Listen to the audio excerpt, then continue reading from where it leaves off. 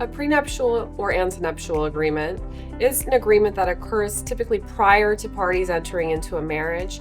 And essentially, it's a game plan for if, in the unfortunate event, there is a divorce, how assets and other financial matters are going to be dealt with.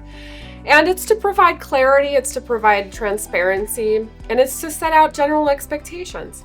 Additionally, it's an important aspect of disclosure. If parties know what they're coming into a marriage with, or what are the expectations about an eventual divorce would entail, it's best to have these conversations early on. Having financial transparency conversations with your partner early on oftentimes sets the parties for a stronger and healthier marriage. Additionally, having a solid prenuptial agreement often keeps things fair. It provides protection.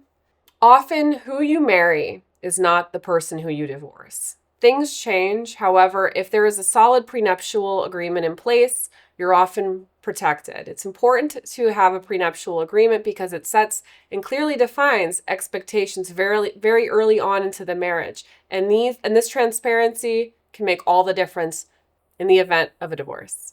Having financial clarity and peace of mind through a valid prenuptial agreement can often make the difference in the event, unfortunately, of a divorce. So in New Jersey, inheritance, especially if there's family trusts, are often considered separate property that's not able to be equitably distributed. However, it's still important to disclose these assets in a prenuptial agreement because if for any reason, for example, marital contributions to a pre-existing asset such as a house become treated as commingled property, prenuptial agreements can often safeguard large percentages of that asset from being equitably distributed.